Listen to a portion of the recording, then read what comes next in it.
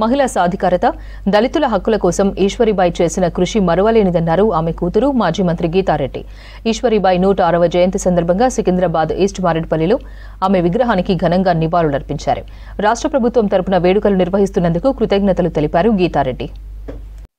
ఈరోజు మా తల్లి దివంగత నేత శ్రీమతి జె ఈశ్వరీబాయి గారి 106వ జయంతి మహోత్సవం చేసుకుంటున్నాం.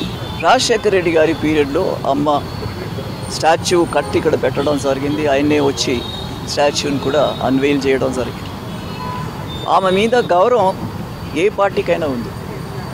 అజాత శత్రువు అంటారు ఆమె. అసలు అసెంబ్లీలో లేచిందంటే పేదల గురించి, కులం మతం అనేది లేకుండా ఎవరికైనా సమస్యలు వస్తే తాడిత పీడిత ప్రజలకు ఆమె తన గొంతును లేపేవారు, గలం లేపేవారు.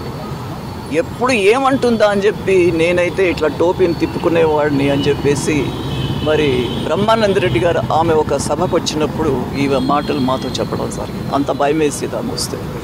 మరి ఇవన్నీ ఉన్నాయి. ఈరోజు కూడా ఆమెను గుర్తు చేసుకుంటారు. ఎల్లారెడ్డి ప్రజలు 2 సార్లు ఆమెను ఎమ్మెల్యేగా గెలిపించారంటే ఆమె సాధారణ మహిళ కాదు. తన సొంతగా కారు వేసుకొని వెళ్ళేది. ఎవరి మీదనో నేను ఆధారపడి ఉంటానని కాదు.